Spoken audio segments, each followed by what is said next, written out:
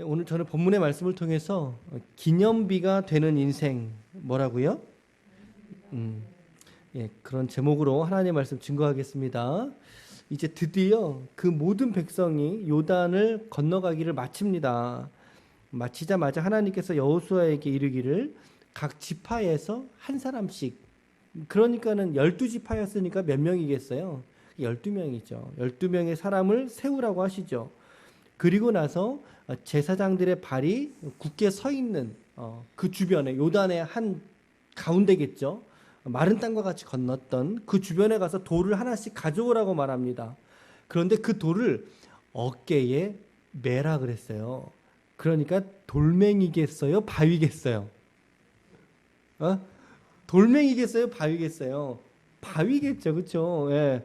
손에다가 들만한 돌은 아니었던 것 같고 좀 수고로이 매야 되는 그런 크기였던 것 같아요. 좀 컸던 바위인 것 같죠. 그 돌을 가져다가 자신들이 유숙하는 곳에 두라고 말합니다. 그러면서 후손들이 묻지요. 그게 뭡니까? 라고 물을 때 이건 하나님께서 우리 요단을 건너게 하실 때 마른 땅으로 건너게 하셨다라는 믿음의 증거란다 라고 하는 이야기를 이제 전달하라고 말씀하신 거예요. 여호수아가 그래서 하나님의 명령대로 다 행했고, 또 9절에 여호수아가 또 요단 가운데 곧 언약궤를 맨 제사장들의 발이 선 곳에 돌 12를 또 세운 거죠. 그게 오늘까지 있더라. 그러니까 이 스토리가 후대에 어떤 누군가에 의해서 기록이 되었구나 라고 하는 것을 추측해 볼 수 있는 그런 대목이죠. 사실 여호수아의 이 저자 문제는 지금도 계속되는 사안입니다. 우리는 이제 뭐 잘 모르겠습니다. 이제 이러면 저희는 되는데, 일반적으로는 여호수아를 저자로 돌리긴 합니다만 그러나 정확하진 않다.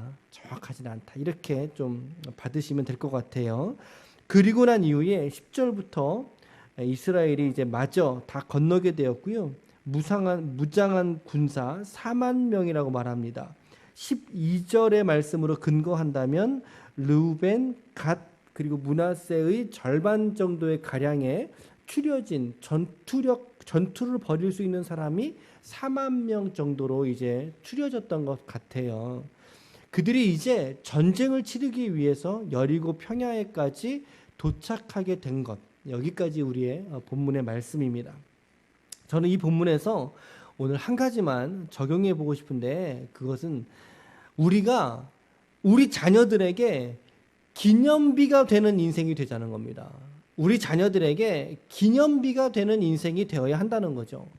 말씀을 잘 보시면 사실 하나님께서 이스라엘을 건너가게 하신 거죠. 하나님께서 건너가게 하신 겁니다.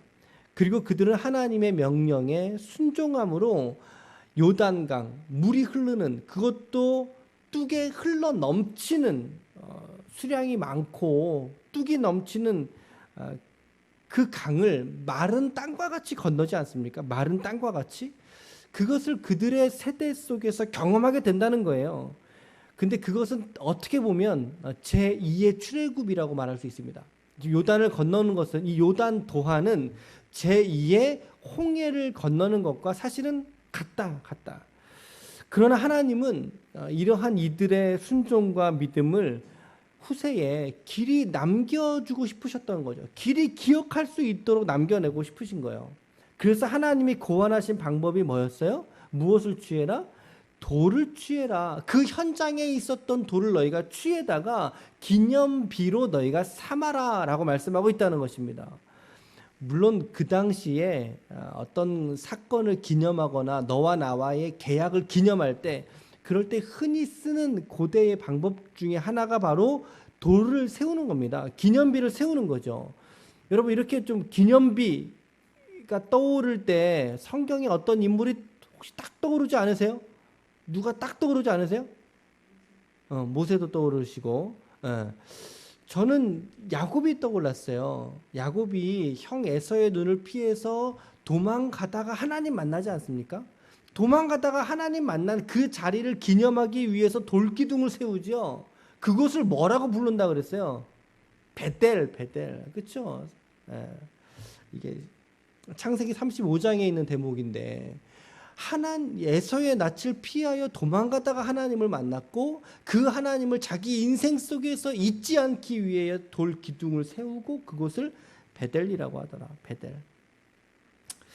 마찬가지 성격으로 지금 하나님께서도 요단을 건넌 이스라엘에게 이 사건을 기념하기 위한 돌을 세워라. 기념비를 세워라. 저는 이 말씀을 묵상하면서 이런 생각이 드는 거예요. 아, 맞다. 이 기념비가 단순히 돌이 아니라 바위가 아니라 그들의 후세에게 물려주기 위한 믿음의 유산이구나. 믿음의 유산, 하나님을 기억해라 라고 하는 그 믿음의 유산을 성경이 말하는 거구나. 그것이 의미하는 건 뭐겠어요? 믿음의 역사가 무엇이었는가? 순종은 무엇이었는지, 하나님은 어떻게 그들과 함께 하셨는지를 말해주는 역설적이게도 말하지 못하는 증인이 바로 기념비라는 거죠. 사람들은 다 죽어요. 다 죽습니다. 말하는 사람들은 다 죽지만 그러나 말하지 못하는 바위는 영원토록 남아서 하나님의 역사를 도도하게 증명해내더라는 것입니다. 제가 한번 가서 그 돌을 보고 싶은 거예요.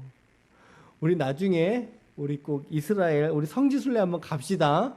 우리 다 같이 우리 한번 적금을 들든 해서 한번 다 같이 한번 가봐요. 여러분, 특별히 우리가 믿는 부모로서 우리들의 사명을 고취시키는 그런 의미가 있지 않겠습니까, 여러분?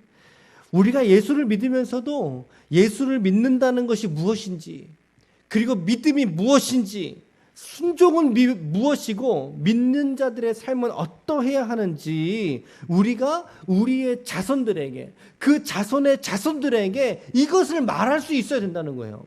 이것을 전수해 줄 수 있어야 된다는 거죠. 전수. 그래서 어떤 성경은 전수 성경이라고 있어요. 전수 성경. 비록 바위가 말은 하지 못했지만 여러분, 기념비가 하는 게 그런 거 아닙니까? 여기가 하나님의 역사가 있던 곳이야 라고 강력하게 말하지 않습니까? 그것을 매개로 해서 하나님을 생각하게 하는 거죠. 하나님을 깨닫게 하고 그분의 말씀에 순종하는 삶이 얼마나 역동적이었고, 여러분 생각해 보세요. 가는데 물을 다 발에 담갔는데 저 아담 성읍에서부터 물이 마르기 시작하더니 쌓이기 시작하더니 마른 땅같이 건넜잖아요. 얼마나 역동적입니까, 여러분? 하나님의 말씀에 순종하는 삶은 이런 역동적인 삶이라는 거죠. 얼마나 흥미진진합니까? 발 담갔다가 물에 쓸려 내려가면 어쩔까? 얼마나 흥미진진하겠습니까? 그런데 그 말씀에 순종했더니 그 땅을 마른 땅같이 지나지 않습니까? 얼마나 즐겁고 기쁜 일입니까? 그거를 알려준다라는 거예요. 이 기념비가 하는 일이. 오늘 저와 여러분들의 일생과 삶이 오늘의 여러분들의 삶 속에 이런 기념비와 같은 생애가 되시길 축복합니다.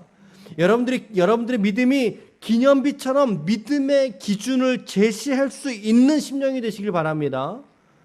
이게 돌이 되자 이러니까 좀 어색합니다만은, 기념비는요 말하지 않아도 그 존재로서 하나님을 웅변합니다.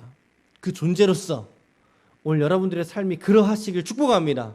말하지 않아도 하나님을 웅변해낼 수 있는 여러분들의 생애가 되시길 축복합니다. 하물며 우리는 예수 그리스도의 그 피 묻은 복음과 십자가의 은혜를 정말 가슴 깊이 경험한 사람들이 바로 우리들 아닙니까? 우리의 삶이 이러한 우리의 후세들에게 이러한 복음의 영향력으로 남아야 되지 않겠습니까, 여러분? 그렇게 남지 않는다면 우리가 신앙에 있어서만큼은 좀 잘못하고 있는 것이다 라고 하는 반성을 하게 된다는 거죠.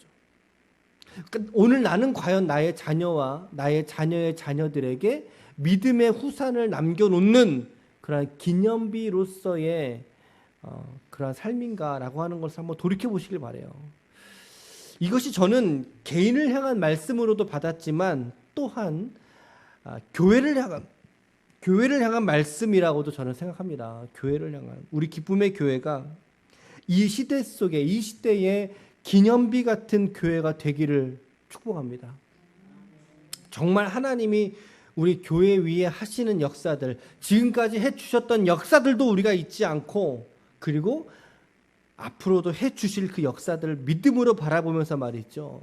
이제부터 우리 교회 역사 속에 함께 써갈 수 있는 그런 교회로 세워져 갈 수 있도록 우리 모두가 기도로 섬길 수 있기를 축복합니다. 제가 아까 예배 전에 이렇게 묵상하면서 기도하면서 이런 생각이 드는 거예요. 우리 이서영 목사님까지 딱 오셨을 때 채워졌다. 이런 마음. 알맹이 같은 마음. 알맹이. 여러분, 모든 이렇게 어떤 것들을 싸고 있던 것들이 다 흐려지고 옅어지고 할지라도 궁극에 남아있는 핵심적인 걸 뭐라 그래요? 알맹이라고 하죠. 알맹이. 뭐 핵이라고 하지만 표현하기 쉽게 알맹이. 제가 주님께 이런 기도 드렸어요. 하나님, 우리 알맹이 5이 모였습니다. 이런 생각이 들었어요. 물론 함께 하시던 분이 또 어떤 사정 때문에 만나오기도 하셨지만 제 마음에 그런 마음이 드는 거죠. 주님, 우리 알맹이 5명이 주님께 나왔습니다. 네, 하나님께서 우리로부터 시작하실 줄로 믿습니다. 네, 아멘. 하나님께서 오늘 우리 교회와 우리 기쁨의 교회 성도들의 생애 속에 오늘도 넘치도록 일하시고 복 주시고 믿음의 간증을 부어주실 줄로 믿습니다. 아멘. 오늘도 여러분 이 말씀 붙들을 수 있기를 바랍니다. 하나님, 제가 믿음의 기념비로 남는 인생 되겠습니다. 내 자녀들에게 믿음의 기념비로 우뚝 서 있겠습니다. 하나님, 비가 불고 창수가 나도 하나님, 내가 이 우뚝 서 있는 돌처럼 내 자녀들 앞에 내가 그렇게 기념비로 남는 인생 되겠습니다. 내 자녀들, 가족들에게 믿는다는 게 뭔지 하나님, 저의 존재로 드러낼 수 있도록, 간증할 수 있도록 은혜를 베풀어 주옵소서. 우리 기도의 사명이죠. 또한 우리 기쁨의 교회도 이 땅의 많은 교회들 중에 하나님의 은혜와 사랑의 통로가 되는 그 일에 있어서 정말 기념비와 같은 존재로 교회의 기준이 되고 그렇게 세워져 가는 복된 교회가 될 수 있도록 해달라고 함께 기도할 수 있는 새벽이 되시기를 축복합니다. 아멘.